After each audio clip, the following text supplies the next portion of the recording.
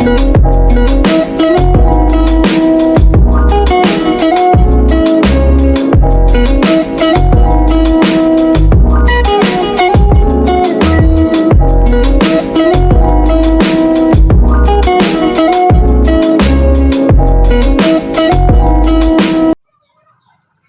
teman-teman, perkenalkan nama saya Aprilia Fitriana Ketmoen, program studi biologi Fakultas Pertanian Universitas Timor. Di sini saya akan menjelaskan tentang anatomi otot wajah, mulut, dan pipi. Yang pertama, otot wajah. Berdasarkan embriologinya, otot-otot ekspresi wajah terbentuk dari mesoderm lengkung faring. Otot-otot wajah dipersarafi oleh saraf lengkung faring, yaitu nervus facialis. Berdasarkan fungsinya, otot-otot wajah diklasifikasikan sebagai otot-otot sfinkter dan otot-otot dilator. Kedua jenis otot tersebut mengelilingi orifisium pada wajah, seperti mata, hidung, dan mulut, dan memiliki fungsi yang berlawanan.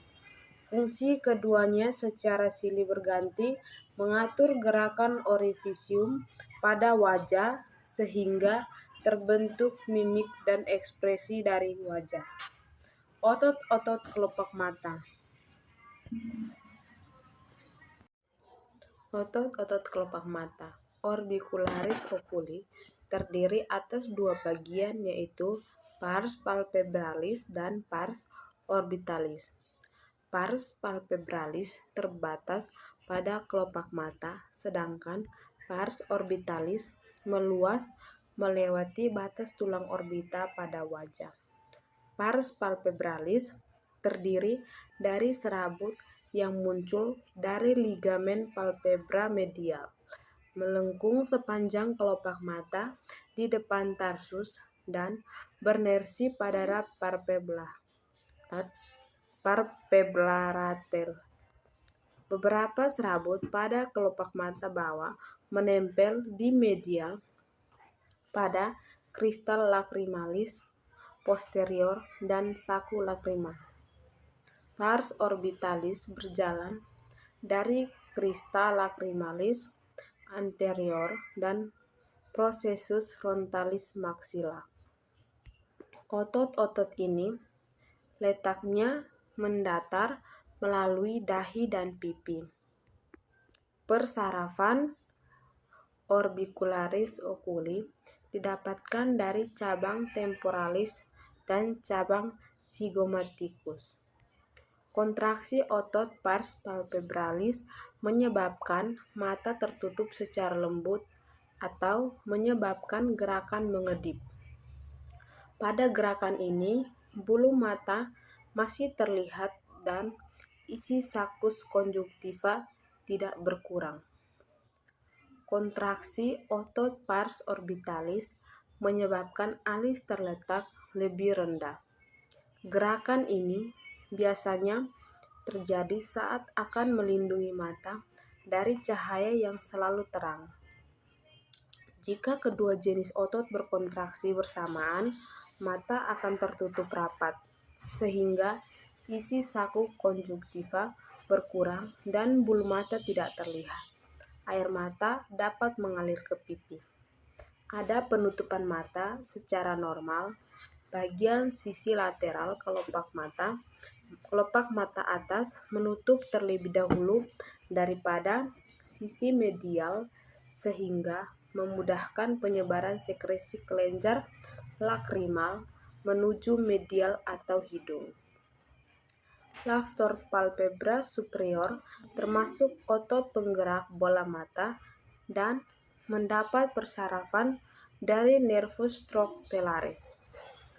Occipitofrontalis termasuk bagian dari otot kepala dan mendapat persarafan dari nervus facialis.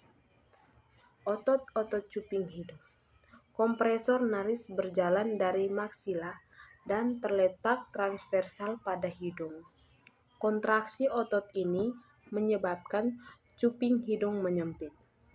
dilator nasir berjalan dari maksila dan berinsersi pada alai nasi lateral.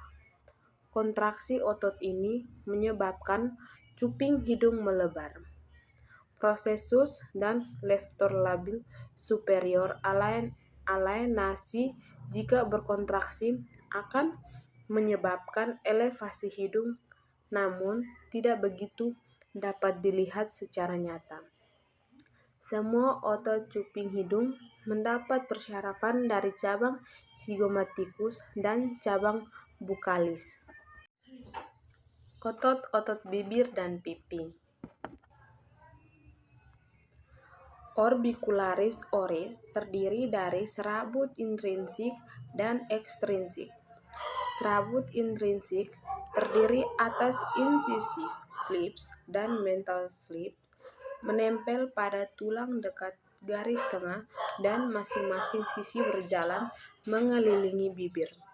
Serabut intrinsik ini adalah serabut yang terdapat dari seluruh serabut orbicularis oris dan melekat erat pada mukosa bibir. Serabut ekstrinsik terutama dari buccinator menyusun sebagian besar orbicularis oris. Serabut ini berkumpul di suatu lokasi yang disebut modiolus. Dari modiolus, serabut teratas dan terbawah menuju bibir atas dan bibir bawah. Serabut yang terletak di tengah akan mengalami penyilangan, di mana serabut yang terletak di atas menuju bibir bawah, dan demikian sebaliknya. Kontraksi orbicularis oris menyebabkan mulut mengecil sehingga diameter terkecil seperti saat bersiul. Otot-otot ini mendapat persyarafan dari cabang buccalis dan cabang mandibularis. Kerusakan cabang misalnya akibat pembedahan terkelenjar submandibula akan menyebabkan tarikan sudut bibir tertinggi. Buccinator adalah otot utama pipi yang membentuk batas saraf otot lateral dalam rongga mulut. Otot ini beroriogo pada tonjolan alveolaris, mandibula, dan maksila serta kedua rab patrioidapula. Serabut otot ini berjalan ke arah sudut mulut dan bergerak dengan serabut orbicularis oris melewati bibir atas dan bibir bawah. Persyarafan otot ini didapat dari cabang buccalis. Otot ini bertanggung jawab atas gerakan mengunyah dan dibutuhkan untuk mengembalikan bolus makanan dari kantong pipi ke gigi molar. Otot ini sama sekali tidak menggerak rahang.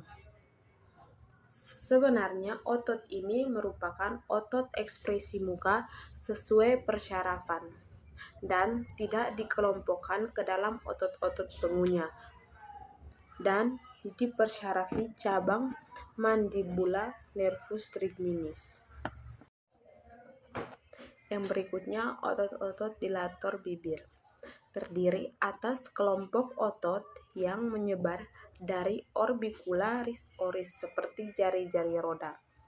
Beberapa otot berinsersi pada bibir, lainnya pada modiolus. Otot-otot ini dipersyarafi cabang buccalis dan cabang mandibula. Kontraksi otot-otot ini menyebabkan mulut membuka dan gerakan ini biasanya terjadi secara simultan dengan gerakan membuka rahang.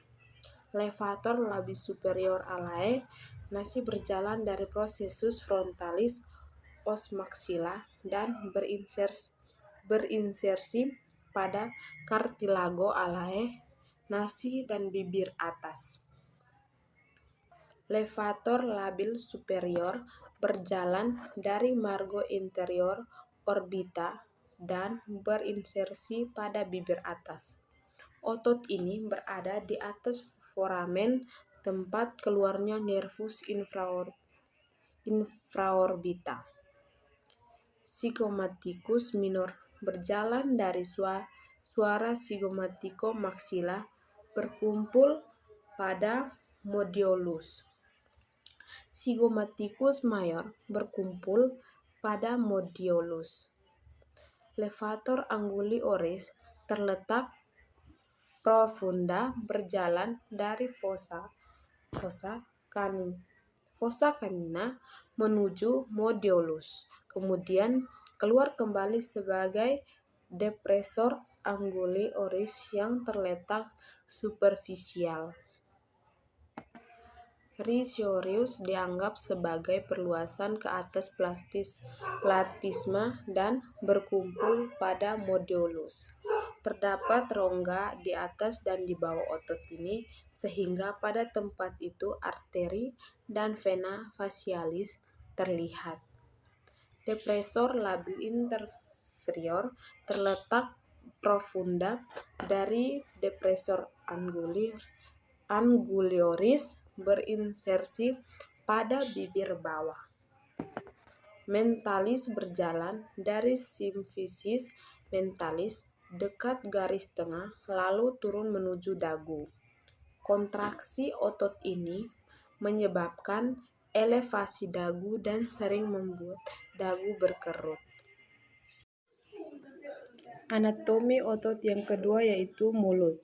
Mulut merupakan jalan masuk yang dilalui makanan pertama kali untuk sistem pencernaan. Secara umum, mulut terdiri atas dua bagian, yaitu yang pertama rongga mulut bagian luar atau vestibula, yaitu ruang di antara gusi, gigi, bibir, dan pipi. Yang kedua rongga mulut bagian dalam, yaitu rongga yang dibatasi sisinya oleh tulang maxillaris, palatum, dan mandibularis di sebelah belakang bersambung dengan faring. Atap mulut dibentuk oleh palatum, lidah terletak di lantainya dan terikat pada tulang hyoid. Selaput lendir mulut ditutupi epitelium yang berlapis-lapis, yang di bawahnya terletak kelenjar halus yang mengeluarkan lendir. Selaput ini kaya akan pembuluh darah dan juga membuat banyak ujung akar saraf sensorik. Mulut terbagi menjadi 7 bagian, yaitu yang pertama bibir. Bibir merupakan bagian tubuh yang membantu dalam proses berbicara, mengisap, dan menjaga makanan tetap berada dalam mulut. Tiap bibir tersambung dengan membran mukosa yang disebut dengan labial frenulum. Bibir berwarna kemerahan karena adanya pembuluh darah yang menutupi permukaan bibir. Bibir juga terdapat otot mulut orbicularis yang berhubungan dengan jaringan penyambung yang lentur. Otot yang menutup bibir adalah orbicularis oris. Yang mengangkat bibir adalah levator anguli-oris dan menekan ujung mulut adalah depresor anguloris. Yang kedua, pipi. Pipi adalah dinding yang menutup rongga mulut bagian samping yang terdiri atas lapisan kulit, subkutan yang berisi lemak, serta otot-otot wajah yang membantu dalam proses menghancurkan makanan. Otot yang terdapat pada pipi adalah otot buccinator. Sedangkan bagian dalam pipi merupakan bagian yang lembab dan tersusun dari epitel squamosa yang berlapis-lapis. Yang ketiga, palatum atau langit-langit. Palatum terbagi menjadi dua, yaitu Yang pertama, platum drum atau platum keras, tersusun atas tajuk-tajuk platum dari sebelah depan tulang maksilaris. Yang kedua, platum mole atau platum lunak, terletak di belakang yang merupakan lipatan yang menggantung yang dapat bergerak dan terdiri dari jaringan fibrosa dan selaput lendir. Yang keempat, gigi.